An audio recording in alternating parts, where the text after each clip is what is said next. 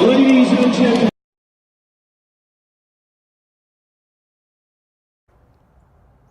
Hello everybody and welcome to Cop for That. Dutch here. How are we all? Reds across the world. We're in a state of emergency here. You know, we've got no governments. We're going to get crap loads of snow today. We're in crisis. But I'll tell you who is in crisis. The mighty Reds. Really simple. I just want to thank Super Kev, legend of the Cop. He's basically the man who was supplying all the videos for me to use in the Cop for That videos. And it's Cop with a K, not a C. Cop for That.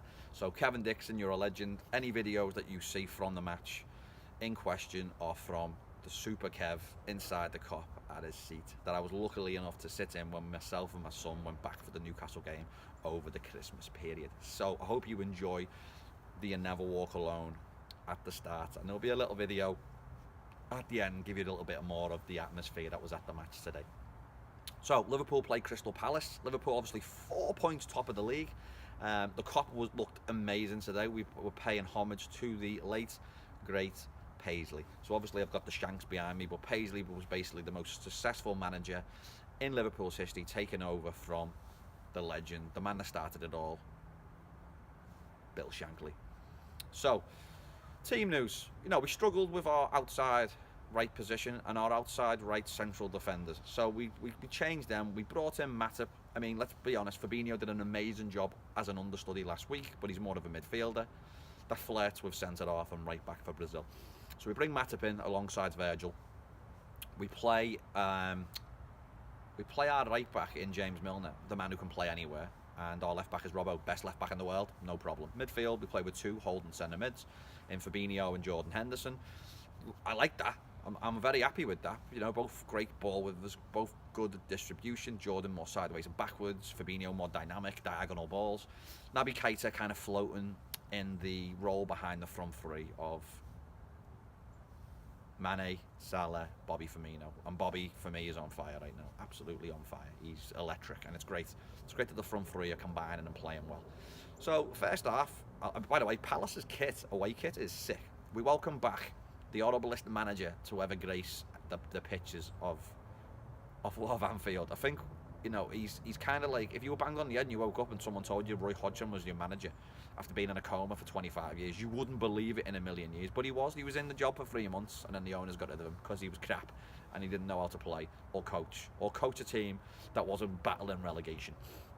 So luckily enough, we got rid of him. We got him bombed off, and he hasn't really recovered from that. I think he went on to be England manager after we fired him. What the? Duh, stupid as. So anyway, Roy Hodgson comes back of his Palace team. He's got some good players up top. You know, he's got Louis Saha. What a player Saha is. Saha has quality, and he's got Townsend on the opposite side. So great wingers, similar to Liverpool. He's got great fullbacks. 2 fantastic attacking fullbacks. So he's got the tools there. The middle is a little. He's got Sacco, our former player. You know, welcome back, Sacco. I actually love Sacco. Remember we played Dortmund. What a game that was at Anfield. What a tie we had to go through to get to the Champions League, the UEFA Cup final. Unbelievable. But you know, whatever happened with him and Klopp, he was bombed off. He was shipped on, so we forget him. So he's kind of dead to us. But he looks sick in that kit. I mean, he's a grok, and he looked awesome. I would love to have seen him alongside Virgil van Dijk. Imagine Sacco and Van Dijk as 2 big monsters playing centrally together. Scary. But yeah, I like Sacco, but obviously Klopp did. So he gets bombed off, and he's dead to us. Yeah, it was a lot of huff and puff in the first 10 or 15 minutes. There wasn't much going on. I mean, they've got a 40-year-old goalkeeper playing for them in Speroni. He's their third choice. And, you know, I was hoping that Liverpool would test them a little bit more. We really didn't. You know, again, we're not seeing anything from Naby Keita. What's with Naby Keita? I don't want to go on about Naby Keita too much, but, it's getting old now, Naby. Learn the language, find your feet, buy a house, get settled, lad. You look a mess. You look off the pace. I mean, he has one situation in the first half where he's basically through, and it's I think it's Thompson who comes in and makes a tackle. It's a brilliant tackle, but you know, we thought we were getting this damn buster in attacking midfielder that can break lines. We're not seeing it from Naby at the moment. So hopefully he comes good. But and again, Liverpool are just fortunate that we've got other tools. You know, there's talk about Coutinho coming back. Would you want Coutinho back? I don't know how I feel about that. He's another little horrible rat. You know, would you take Sterling and Coutinho back in this Liverpool team? You probably would. Imagine that as a side. But yeah, that's the news breaking. Coutinho went to Barcelona. He's basically failed at Barcelona, and you know what? The damage he caused last season surrounding the Watford game, and then moving on from there. It's just one of them. I don't know. I don't really want to see him back in a Liverpool shirt, to be honest with you. But how could you turn down the talent? In my opinion, we made him, and he left us. So you're kind of happy that he's failing at Barcelona, but he's still a quality player. If it was between the Manx taking him and us getting him back, I'd take him. I'd have to take him back. I'd take Ratboy back. Ratboy's Raheem Sterling. So right before the half, the situation where the ball breaks down, and again, Palace are very, very much attacking our right side, their left, and Saha's doing a lot of damage in the areas, you know, between the gaps left by Salah and Milner. I mean, it's a humongous space, and Milner's not the fastest, but he's a legend, so he's trying to keep up with him. But anyway, Matip, for whatever reason, is 3 yards behind our back four, and he's found a beautiful pocket of space behind James Milner. Now, obviously, if Matip's in line with the defence, he's 3 yards offside, but he wasn't. So the ball gets played. He's already got a head start on Milner. He beats Milner. He crosses the ball back, and Townsend slots it. Great goal. I mean, think about the goal that Townsend scored against Liverpool. I mean, Manchester City, Liverpool. Well, the goal he scored against Liverpool was sound, but the goal he scored against Man City was maybe the greatest Premier League goal ever. It was insane. And you know what? That's how high I regard that strike. It was a goal in a lifetime. Like, it was phenomenal. So he scores. We go in at half time, 1-0 down. And again, you're not really that bothered. I was not worried, because I obviously thought that we were going to create chances. Like I said, the front three seem to be clicking now. We seem to be playing better together. So the fact that we come out in the second half, obviously off the back of Klopp making his changes and basically tweaking a few things here, we come out strong and we score basically right off the bat. 2 minutes into the second half, we score, and it's a great finish by Salah. It's kind of a deflection. I think Van Dijk comes in, smashes a shot, it cannons off their defender, goes up in the air. The goalie doesn't know what to do, and Salah basically volleys it off the side of his foot, and it goes in. It's a great finish. If he meant it was brilliant, absolutely brilliant. So we get the equaliser, and then we go on. We score the second goal. And again, it's a little bit of interplay and a little bit of patience from Liverpool. You know, within a blink of an eye, we're 2-1 up and we're cruising. But then, for whatever reason, Palace have another spell in the game where they have another 10 minutes of possession, and Liverpool really struggle to get the ball off Palace. Like, Palace are playing well, they're playing some good football.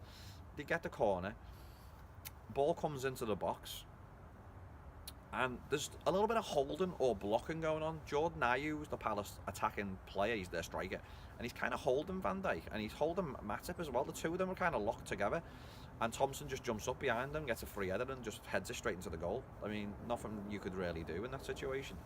But the Liverpool, you know, rest on their laurels. We don't. We go straight down the other end, basically, from the kickoff, and we scored another goal to make it Liverpool 3, Crystal Palace 2. It's like, the game's mad. I was actually on the phone to the car dealership. The guy's telling me I could come pick my car up, and as we scored, I'm like, yeah, let's get in, cop for that, pals. I'm like, I'm awfully sorry, my team's just scored. And the guy's like, yeah, don't worry about it. Must have blew his eardrums off, but yeah. So we get the goal, we go 3-2 up, and like, your head's spinning around, like the amount of goals we're scoring, and Pals are scoring in such a short period of time. It's absolutely balmy. And then you don't know which way it's going to go then. Palace again having good possession, putting Liverpool under pressure. Liverpool are counter-attacking. It's end-to-end, constantly end-to-end. It's like Liverpool from last season. Remember we talked about how great we were last season, and having a look at, could we balance the crazy heavy metal style of football that Klopp brings with seeing out games and being calm and composed under pressure, and basically, you know, sneaking 1-0s here and there. Well, this game was not anything like one of them. It was end-to-end. It was attack versus attack. Who's good enough? And like I said, Palace, give them loads of credit. They were great today. Even their substitutions were quality. We get a moment of madness at 3-2 where James Milner goes in again with Saha, and he puts a tackle in, and it's a close one, but he gets him, and he basically turns around and goes, ah, well, and walks off the pitch. And we're down to 10 men then for like the last 5 or 6 minutes, which I wasn't that worried about. We bring on the young lad to play right back. And he makes a talent challenge right at the end of the game. Little Camacho, little legend that he is. So, you know, we've been thrown into first team action. Andy Robbo, Andy Robbo, like I said, the best left back in the world. The ball's going pinged out. I think they had a corner. We defended it. Ball's going out of play, high up the pitch on the left side. Robbo's running at full speed. He slides in and he makes a unbelievable slide and tackle on the line to win the ball. I mean, it's like this far from going out. He wins it, then he slides a great pass into Mane. Mane speeds through the Crystal Palace defence, cuts inside on his right foot, slots it across them. I mean, it's an absolutely beautiful goal. It's a fantastic finish by Mane. It's a fantastic finish, and he gets the applauds. So, you know, in a game where, you know, you've got your Salah's got 2, Mane and Firmino scored. Firmino. Let's just call him Bobby. Bobby scored. Mane scored. Salah's got 2. The front 3 are all firing. They've all scored in a crazy, hectic, nuts game. I mean, if you haven't watched the match, watch the second half. Don't worry about the first half. You could probably just watch the Crystal Palace goal. Go to like the last 2 minutes of the first half. Watch Palace's goal, because it's a good goal. You can see the mistake that Joel makes. Watch the goal that they score. Fast forward through half time, start the second half. Second half is a roller coaster ride of emotion. It's brilliant. I mean, it's just, you're just screaming at the telly the whole time. And if you're at the match, even better. So, again, my name's Mark Dutton. This has been Cough for That on a day when Liverpool... Oh, I didn't even tell you about the fourth goal. Got to throw that in. So, Palace score a third. So, Liverpool go 4-2 up. Crystal Palace attack. Again, it's a great ball into the box. Their striker, who's just come back from an injury, gets a brilliant touch. It's laid off, and a second substitution slots it in the bottom corner. It's a great goal. Can't do nothing about that. To make it Crystal Palace 3, Liverpool 4, with about 2 minutes left in the match. And like I said then, Camacho makes a brilliant interception to clear the ball right in the last minute. And Liverpool win the game 4-3. It was crazy, it was nuts, it was hectic, it was fantastic. It's a brilliant game. Again, we were treated to a 4-3 in the morning with Wolverhampton Wanderers beating Leicester City in a last-minute 4-3, and then they go and throw on another 4-3, and the Blue Shite lose as well. So we couldn't get really any better than that. So like I said, special thanks to Kevin Dixon in the cop, Super Kev as I call him, for any videos that coincide from the match to cop for that. Thanks, Super Kev. I appreciate all your work on that. And again, there's nothing better. I'm walking down the road watching Kevin's video of You'll Never Walk Alone, and I'm singing it as loud as I possibly can, because I'm so proud of this team. I'm so proud of Jurgen Klopp and his Red Army. Again, if you like the video, cop for that. Throw us a like on the video.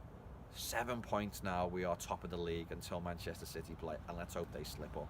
Let's hope Spurs slip up. Let's be honest, Spurs have got no team left, but we don't care, and we all hate Spurs. We all hate Spurs. We all hate Spurs. We don't care about what the Mancs are doing. They're so far behind. They can have the little love fest with Ole Gunnar Solskjaer. They're still crap. They still play crap football. Just Pogba's decided he wants to play now. What are the odds on that? And that big fat grok Lukaku doesn't even get a kick anymore. Needs to get in the slim fast diet, I think.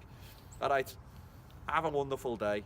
Like I said, we've got a state of emergency. We're going to get a crap load of snow. I'm going to try and get the video out as fast as I can before we lose power, because we normally lose power in big storms. We're going to get tons of snow. It's going to be absolutely bananas. Like I said, try to do the video from the top of the rock. The pictures at the start, basically, the Americans watch the British coming in and out of the harbour over in New York. I've been there before and done a video from it, but they basically got rid of us, aka 4th of July. That's where that comes from. So, yeah, well done, George Washington, on your rock. I just took a picture of the monument. It's in the video, so enjoy that picture. All right, ta-da for now. Ta-da. E-I-E-I-E-I-O, still top of the Premier League we go. Ta-da, Reds, ta-da.